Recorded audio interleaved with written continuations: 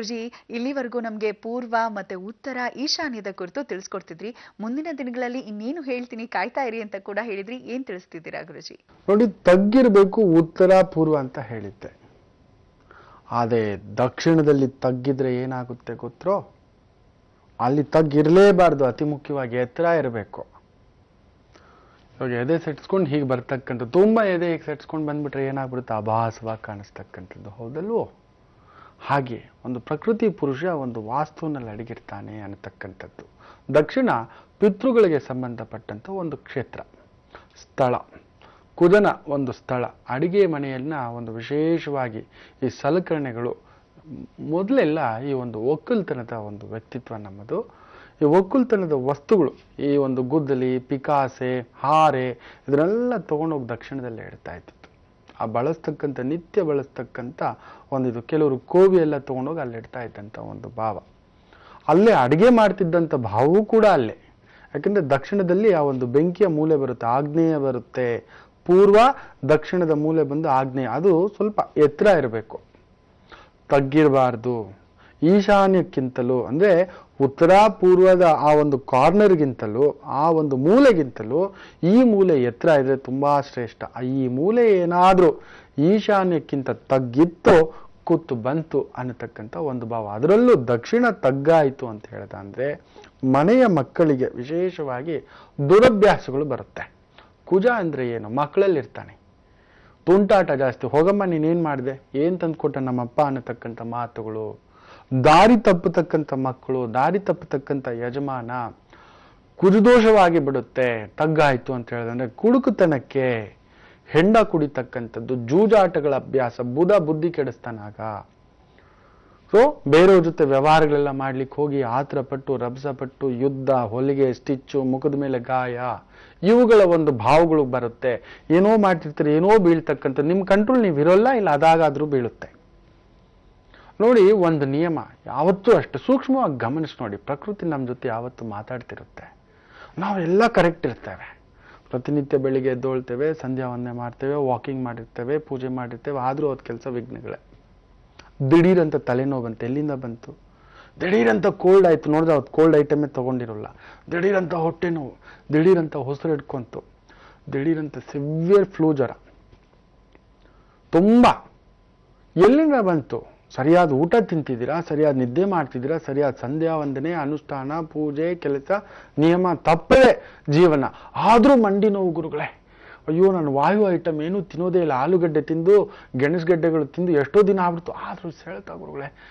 ಏಕೋ ಕಟಕಟ ಕಟಕಟ ಅಂತ ಸದ್ದು. ಎಲ್ಲಿಂದ ಬಂತು? ಹೇಗೆ ಬಂತು? ದಿಢೀರ್ ಅವಸಾನ. ಒಂದು ವಿಸ್ಮಯ ಪ್ರಕೃತಿ ನಮ್ಮ ಜೊತೆ ಮಾತಾಡ್ತಿರುತ್ತೆ. ಅಂದ್ರೆ ಅದರ ಅರ್ಥ ಇಷ್ಟೇ, ನಿನಗೆ ಮೀರಿದ ಶಕ್ತಿ ನನ್ನಲ್ಲಿದೆ, ನೀನು ತಿಳ್ಕೊಂಡಷ್ಟು ನೀನು ತಿಳಿದುಕೊಂಡಿಲ್ಲ ಅನ್ನತಕ್ಕಂಥದ್ದು. ಸೊ ಹಾಗೆ ಈ ಮನೆ ವಾಸ್ತುವು ಅಷ್ಟೇ. ತಗ್ಗಾದ ಒಂದು ಭಾವ ದಕ್ಷಿಣದಲ್ಲಿ ಏನಾದ್ರೂ ಇದ್ರೆ ಕುಜನ್ ಭಾವ ಜಾಸ್ತಿ ಆಗುತ್ತೆ.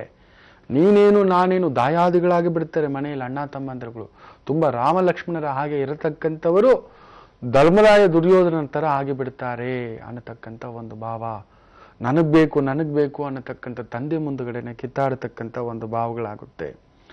ದೀರ್ಘವಾದಂಥ ವ್ಯಾಧಿ, ಒಳಗಡೆ ಇವಾಗ ಆಪರೇಷನ್ ಮಾಡಿಸಿದ್ದೀವಿ, ರಾಡ್ ಹಾಕಿದೀವಿ, ಅದು ಕಿಲುಬ್ ತಿನ್ಲಿಕ್ಕೆ ಶುರು ಆಗುತ್ತೆ.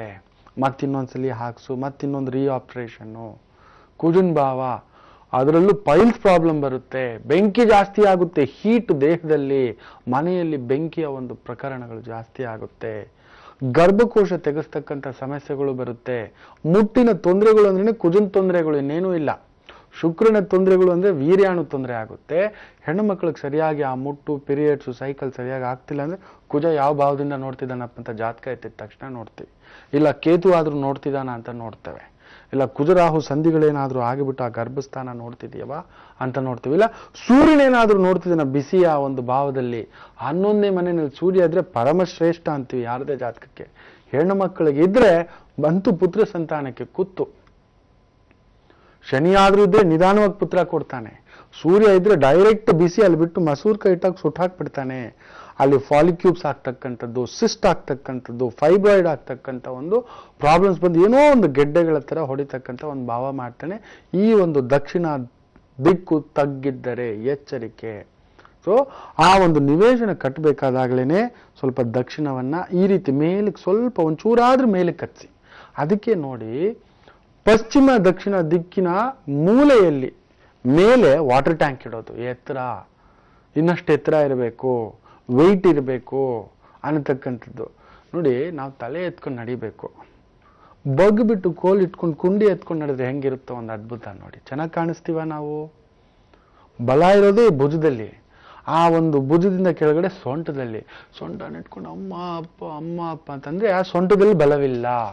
ಸೊಂಟದಲ್ಲಿ ಬಲವಿಲ್ದಿರೋರ್ಗೆ ಏನಾಗುತ್ತೆ, ಸರಿಯಾದ ಕೆಲಸ ಮಾಡೋಕ್ಕಾಗಲ್ಲ, ಸರಿಯಾದ ಒಕ್ಕಲ್ತನ ಮಾಡೋಕ್ಕಾಗಲ್ಲ, ಸಂಪಾದನೆ ಮಾಡ್ಲಿಕ್ಕಾಗಲ್ಲ, ಉಳಿಸ್ಲಿಕ್ಕಾಗಲ್ಲ, ಉಳಿಸಿದ ದುಡ್ಡಲ್ಲಿ ಏನು ಕೊಂಡ್ಕೊಳ್ಳೋಕ್ಕಾಗಲ್ಲ, ಏನು ಉಳಿಸೇ ಇಲ್ಲ. ನೀವು ಉಳಿಸೋಣ ಅಂತ ಹೇಳಿದ್ರೆ ದುಡ್ದೇ ಇಲ್ಲ ನೀವು ಅಂತ. ಸೊ ದಕ್ಷಿಣ ತಗ್ಗಾಯ್ತು ಅಂದ್ರೆ ದುಡಿತಕ್ಕಂಥ ಗಂಡಸಿಗೆ ದುರಭ್ಯಾಸ, ವಿಪರೀತ ಜಗಳ, ವಿಪರೀತ ಕದನ. ಕುಜನ್ ಪ್ರಭಾವ ಇನ್ನೊಂದಿದೆ ಗೊತ್ತೋ, ದುರ್ಮರಣ. ದಿಢೀರಂತ ಮನೆಯಲ್ಲಿ ಯಾರಾದ್ರೂ ಸತ್ತೋಗ್ತಕ್ಕಂಥದ್ದು, ಆಕ್ಸಿಡೆಂಟಲ್ ಡೆತ್ಸ್, ಅನ್ಯಾಚುರಲ್ ಡೆತ್ಸ್, ಅಪಮೃತ್ಯುಗಳು, ಅವಘಡಗಳು, ಅನಾರೋಗ್ಯಗಳ ಮೂಲಕ ಏನಾದರೂ ಒಂದು ಎಡವಟ್ಟಾಗ್ತಕ್ಕಂಥದ್ದು. ಆದರೆ ಎತ್ತರ ಆಯ್ತು ಅಂತ ಇಟ್ಕೊಳ್ಳಿ, ವಿಶೇಷವಾದಂಥ ಸಂತಾನ ಆಗುತ್ತೆ. ಯಾಕಂದ್ರೆ ದಕ್ಷಿಣ ಎತ್ತರ ಆಗ್ತಿದ್ದಾಗೆ ಉತ್ತರ ತಗ್ಗಾಗುತ್ತೆ. ಉತ್ತರ ಅಂದ್ರೆ ಗುರುವಿನ ಒಂದು ಮೂಲ ಸ್ಥಾನದ ಒಂದು ಭಾವ, ಆ ಒಂದು ಮಾತಂಗನ ಪ್ರಭಾವ, ಆನೆ ಪ್ರಭಾವ. ಆನೆಗಳು ನೋಡಿ ಸಾಮಾನ್ಯವಾಗಿ ಗುಂಪಾಗಿ ಓಡಾಡ್ತವೆ, ಒಂಟಿಯಾಗಿ ಓಡಾಡಲ್ಲ. ತುಂಬಾ ಅಪರೂಪ ಯಾವುದೋ ಒಂಟಿ ಸಲಗ ತಪ್ಪಿಸ್ಕೊಂಡು ಹೊರಗಡೆ ಬಂದಿದ್ರೆ ಮಾತ್ರ ಅದ್ರ ತಲೆನೋವು ಜಾಸ್ತಿ. ಅದ್ರ ಬಗ್ಗೆ ಇನ್ನೊಂದು ದಿನ ಹೇಳ್ತೇನೆ ನಿಮಗೆ. ಈ ತಲೆ ಹರಟೆ ಹುಡುಗರುಗಳು ಒಬ್ಬರೇ ಇದ್ರೆ ಏನ್ ಮಾಡ್ತಾರೆ, ಒಬ್ಬೊಬ್ಬರನ್ನೇ ಬಿಟ್ಬಿಟ್ಟು ಹೋದ್ರೆ ಟಿವಿ ಬೀಳ್ಸೋದು, ರಿಪೇರಿ ಮಾಡೋದು, ಅದು ಮಾಡೋದು ಬೇರೆ. ಈ ಗುಂಪಾಗಿರ್ಲಿಕ್ಕೆ ಆನೆಗಳು ಬಯಸುತ್ತವಲ್ಲ, ಹಾಗೆ ದಕ್ಷಿಣ ಎತ್ತರ ಆಗ್ತಿದ್ದ ಹಾಗೆ ಉತ್ತರದ ಒಂದು ತಗ್ಗಾಗಿ ಒಳ್ಳೆ ಗಂಡು ಸಂತಾನ ಆಗುತ್ತೆ. ಮಕ್ಕಳು ನಿಮ್ಮ ಮಾತು ಕೇಳ್ತಾರೆ, ಮಕ್ಕಳಲ್ಲಿ ಒಗ್ಗಟ್ಟು ಬರುತ್ತೆ.